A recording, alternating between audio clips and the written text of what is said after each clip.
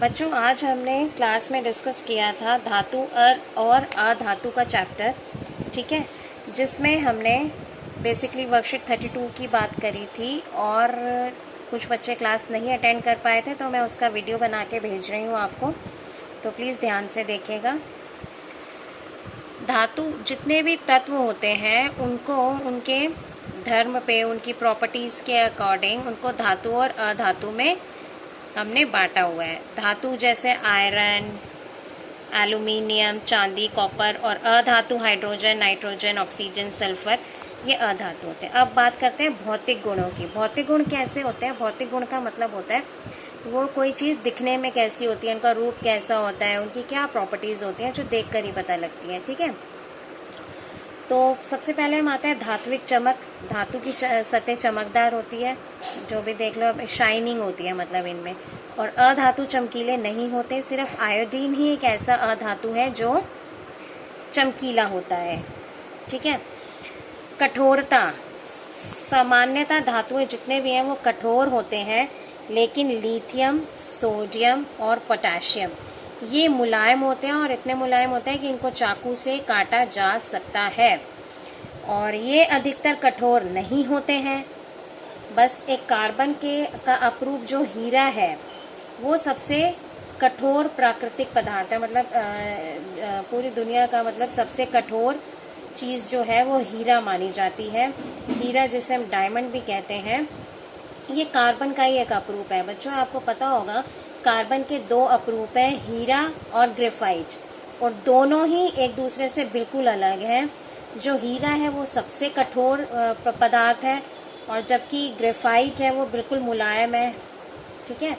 अच्छा बच्चों, जब भी हम ये बात करते हैं भौतिक धर्मों के, गुण धर्मों की, तो इसमें जो ये ऐसे वाले केसेस होते हैं ना, जैसे सभी धातु कठोर होते हैं लेकिन लिथियम, सोडियम, पोटेशियम ये सॉफ्ट होते हैं या मुलायम होते हैं, जिन्हें चाकू से काटा जा सकता है। ये केसेस आपने याद रखने हैं, इसी पे क्वेश्चन आ जाता है, ठीक है।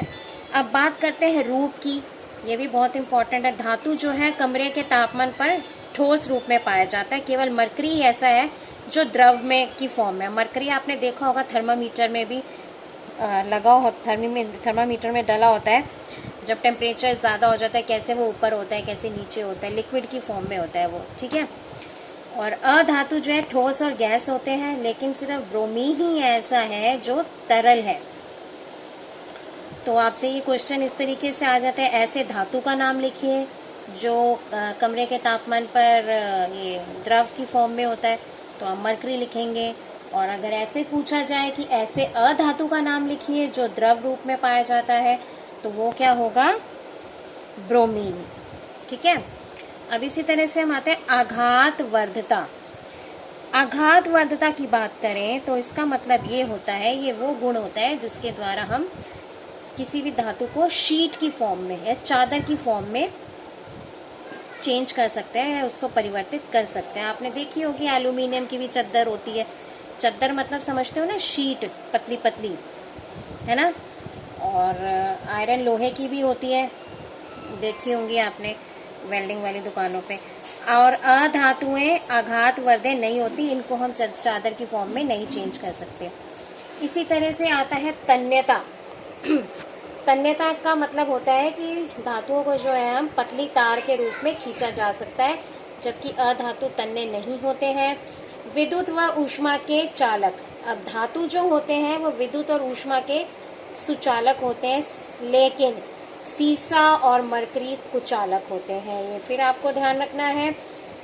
अगर आपसे पूछा जाए ऐसे धातु का नाम लिखो जो विद्युत और ऊष्मा के कुचालक है, तो वो हो जाएंगे सीसा। शीशा मत लिख देना प्लीज, ये वो वाला शीशा नहीं है जो आप देखते हो, ये सीसा है। सीसा एक तरीके का धातु है, इसको इंग्लिश में लेड बोलते हैं जिसे, और इसका प्रतीक चिन्ह है पीबी, ठीक है। ये पीबी जो है वो लेड होता है, और मरकरी को हम Hg लिखते हैं, ठीक है।